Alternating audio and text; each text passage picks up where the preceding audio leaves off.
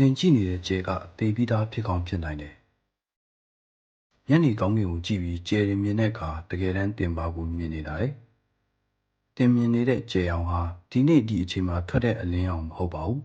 ။လွန်ခဲ့တဲ့နှစ်ပေါင်းထောင်တောင်းသိန်းတန်းချီအကြာကထွက်ခွာလာပြီးဒီနေ့ဒီအချိန်မှာတင်မျက်လုံးထဲကိုရောက်ရှိလာတဲ့အလင်းပဲဖြစ်ပါတယ်။တချို့ကျဲတွေဆိုရင်အလင်းထွက်ခွာချိန်မှာရှင်သန်နေပေမဲ့ဒီနေ့မှာတော့သေပြီးသားဖြစ်ကောင်းဖြစ်နိုင်နေပါတယ်။ဒါကိုကျွန်တော်တို့ငွေတန် Galaxy ရဲ့ကျဲတဝင်းဖြစ်တဲ့ Betelgeuse နဲ့နိုင်ရှင်ကြည့်အောင်။ Betelgeuse ဟာကမ္ဘာကနေအလင်းနှစ်900ကျော်ကွာဝေးပါတယ်။ဆိုလိုတာကဒီနေ့တင်မြင်နေတဲ့ Betelgeuse ရဲ့အလင်းဟာလွန်ခဲ့တဲ့နှစ်ပေါင်း900ကထွက်ခွာလာခဲ့တဲ့အလင်းတွေပဲဖြစ်ပါတယ်